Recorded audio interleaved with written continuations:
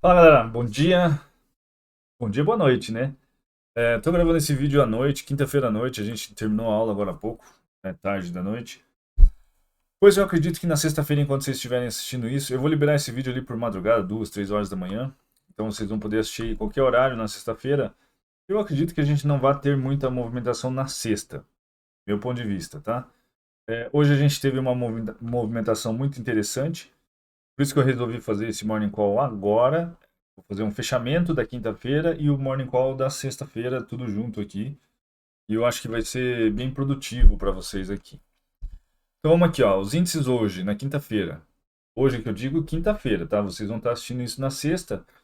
O Dow Jones fechou próximo do 0 a 0, assim como o S&P 500, né? O Dow Jones levemente negativo, o S&P levemente positivo. Eu já vou mostrar para vocês lá no gráfico o que aconteceu.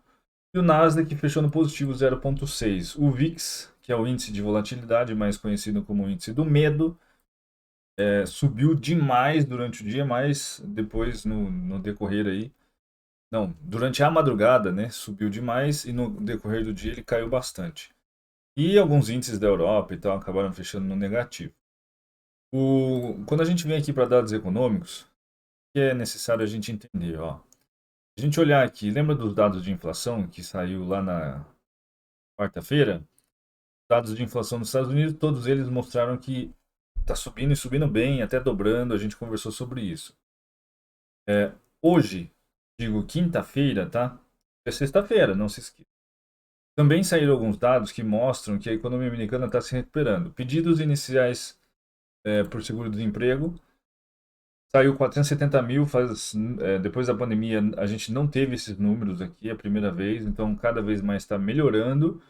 Eu acredito muito que é por conta da vacinação, né? Por conta da vacinação que esses números estão melhorando. Lá já vacinaram mais da metade da população. A expectativa era de 490 mil, saiu 470 mil. Índices de preço do produtor, isso aqui é importante estar atento, vocês já vão entender o contexto. E mostra uma alta, né? Sinais de inflação também é um outro indicador de inflação, que é agrícola. Isso aqui, 0,4 é a expectativa, saiu 0,7, quase o dobro. Quase o dobro isso aqui. E também 3,7 o anual, era a expectativa e saiu 4,1, então subiu bastante aí. E o que, que é isso é importante de olhar? A gente tem pedidos iniciais para seguro-desemprego, nesses níveis aqui não tinha chego ainda pós-pandemia, depois de março de 2020 a primeira vez. Inflação na quarta-feira bastante, inflação, vamos chamar de agrícola? Inflação agrícola, índice de preço ao produtor, né, também, então terceiro ponto. E aí amanhã, ou para vocês, sexta-feira, né?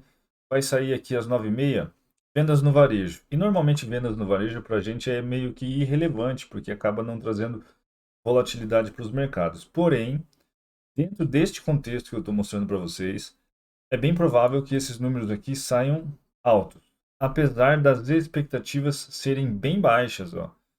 Vendas no varejo, núcleo, né, de vendas no varejo, 8,4 era o número anterior, e a expectativa para essa sexta-feira de 0,7. Aqui, ó, vendas no varejo mensal. O anterior 9,7, 1,0. Pode ser que a gente se surpreenda aqui. Saiam números bem acima. Então, quando a gente olha para o Dow Jones, deixa eu mostrar aqui. A Dow Jones está aqui. Eu conversei bem com vocês sobre topos e fundos ascendentes e aquela coisa toda. E quando a gente olha aqui, ó, Dow Jones, desde a queda da pandemia, se a gente traçar uma linha de tendência de alta como a gente fez, ela está bem bonitinha ali, reparem, né? Veio várias vezes nessa linha de tendência. Mas prestem atenção nessa linha verde, que é a de 50 períodos, exponencial. Essa correção que ele fez aqui hoje, ele já fez algumas vezes. Ó, aqui. Eu contei, foram 9 vezes, desde o fundo aqui da pandemia. Reparem que antes também, se a gente for olhar lá para trás, ó, era quando ele estava em ascendência, né, topos e fundos ascendentes, eventualmente ele fazia correções nessa média de 50 períodos aqui. Usando a análise gráfica agora, tá, galera? E hoje, o Dow Jones fez também, né? Esse candle aqui, esse verde aqui é o candle de hoje, ou seja, caiu bastante de madrugada, né? Aqui também, ó, da abertura de ontem, das 8 horas da noite, das 7 horas da noite até a madrugada caiu bem, depois durante o dia retornou e subiu bem. Quando a gente vem aqui, ó, a gente vê que foi uma bela subida. Como eu tinha comentado para vocês no Morning Call, né, que se esses títulos aqui, ó, com vencimento de 10 anos, caíssem, foi o que aconteceu de fato, a gente ia ver esses índices subindo. Ontem a gente até colocou essa LTA aqui e olha que legal.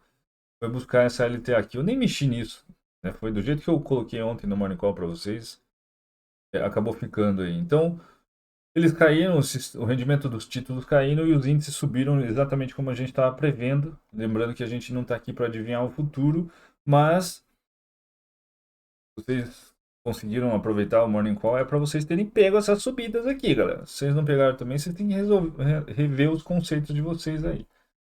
Eu lembro muito bem, eu finalizei aqui que o ouro poderia estar fazendo fundo e que poderia subir. Aqui no gráfico diário. E o ouro também, tá aí, ó, subiu hoje, junto com o dólar caindo no mundo, né? Foram movimentações juntas. Então, o que a gente tem que pensar aqui? A gente pode pensar.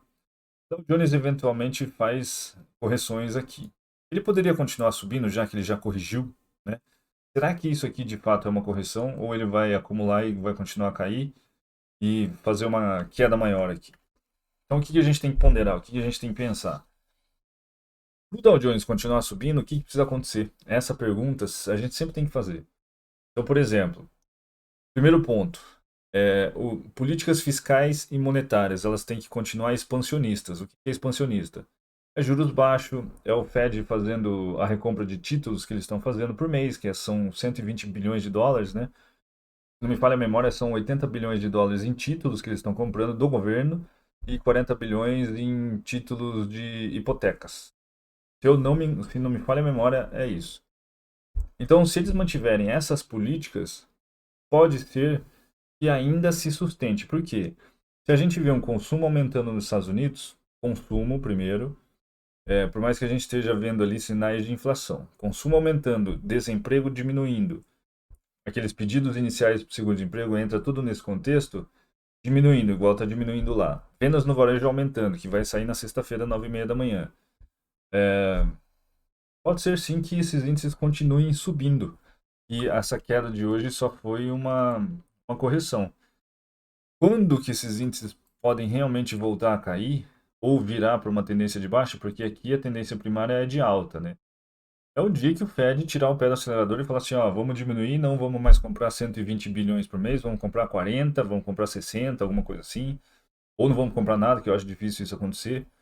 Eu acho que quando começar ou inflação acima de 3%, quando começar esse tipo de sinal, que a gente pode começar a pensar que esses índices podem voltar a corrigir. Então, eu, por enquanto, vou esperar essa sexta-feira, né, essa movimentação da sexta, mas eu acredito que esses índices possam ficar mais lateralizados aqui um pouco, mas continuar subindo, infelizmente. Infelizmente, eu digo infelizmente porque a gente sabe que está tudo inflacionado.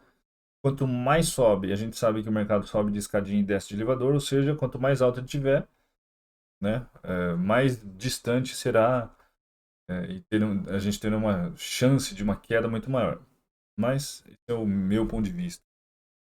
Então, eu acredito que ele fique por aqui nessa região ainda, tá? Ainda lateralizado aqui. Essa correção aqui eu já contei, foram 9 vezes desde aqui, ó, desde o fundo da pandemia. Média de 50 períodos exponencial. Então ele faz topos e fundos ascendentes fazendo essas correções aqui nessa média, ó. Então é isso. O ouro eu falei para vocês também já. Quando ele formou fundo aqui, né, a gente até comentou que ele poderia voltar a subir. A gente viu aí os títulos caindo, então o dólar também caiu, fez com que o ouro subisse hoje também. Muita gente aproveitou essas subidas aí, tanto do ouro, quanto do Dow Jones, quanto do Nasdaq, quanto do S&P 500. E o GER30, uma coisa muito curiosa do GER30, que é o índice alemão, que ele não tem sinais de queda nenhuma. Nenhuma, galera. Ele está acumulando aqui, ele está fazendo essa acumulação aqui em cima, mas todas essas ameaças de queda aqui, ó, por exemplo, essa aqui, isso aqui é uma característica de bull trap. Não, bear trap. É uma armadilha de urso. Por quê? Você tem aqui um suporte e aí você está esperando romper o suporte para poder vender, né? E aí, de fato, rompe, mas no candle seguinte rompe, ou seja, volta e fecha acima daquele suporte. Isso aqui é caracterizado Bear Trap, armadilha para urso, e é um padrão muito altista. E aqui eu não preciso nem dizer, né? Força vendedora tentando puxar o preço lá para baixo de novo, mas a compradora é extremamente predominante quando eu olho para o GER30. Então eu não vejo sinais de que o GER30, um pouco diferente dos índices americanos, né? O GER30 para mim parece que está acumulando muito mais para subir. Parece. Pelo menos interpretando pelos candles aqui. Se a gente for olhar para a economia, a parte fundamentalista e tal, é, até tem algumas. Enfim, tem algumas coisas que podem fazer com que os índices caiam, mas por enquanto não está muito forte. Como amanhã tem reunião de política monetária de novo, cadê? Da Europa, declaração de política monetária do Banco Central Europeu. Ó. O negócio é ficar de olho no que vai ser falado ali. A gente consegue encontrar essas informações, algumas informações sobre isso no Bloomberg. Então é isso. Então, para sexta-feira, como é uma sexta, e a gente teve queda segunda, terça, quarta, queda. Quinta-feira a gente teve uma recuperação, ou seja, um respiro, vamos dizer assim, né? Uma correçãozinha, uma leve correçãozinha. Na sexta-feira pode ser. Eu ainda acredito ainda uma movimentação um pouco mais para cima aí dos índices, mas é difícil de dizer devido àqueles dados ali que vai sair de vendas no varejo, tá? Eu acho que vai sair bem acima do esperado ali, eu imagino. Mas vamos ficar de olho juntos. Então, se a gente não se ver mais, esse for ser o último Morning Call da semana, bom final de semana a todos. Essa semana foi muito produtiva, né? Eu vou falar uma coisa aqui de. É, você assiste Morning Call todos os dias, está todo dia assistindo Morning Call, está começando a entender. E você percebeu que tem dias que a gente fala assim, ó, eu hoje acredito que vai acontecer isso, isso, aquilo, e realmente acontece. Tem dias que eu chego aqui e falo, ó, hoje eu estou meio indeciso, pé na, né, bunda na parede, vamos dizer assim. E vamos ver como é que o mercado se comporta para poder reagir e ir junto. Mas como a gente vem tendo uma assertividade muito boa, eu espero que você esteja aproveitando isso, fazendo uns troquinhos aí também, né? Se você não estiver aproveitando, dá um conselho. Reveja o que está fazendo. Se você tem medo de entrar nas operações, se são os seus lotes que estão muito altos, se você está com receio, enfim, reveja o que você está fazendo de errado, porque o mercado está andando, né? Além de ele estar andando, ele está dando bastante oportunidade para a gente, sim, semanalmente. Beleza? Eu espero que semana que vem continue do mesmo jeito para a gente continuar fazendo grana do jeito que a gente está fazendo. Então, um abraço a todos, bom final de semana e até o próximo Morning Call.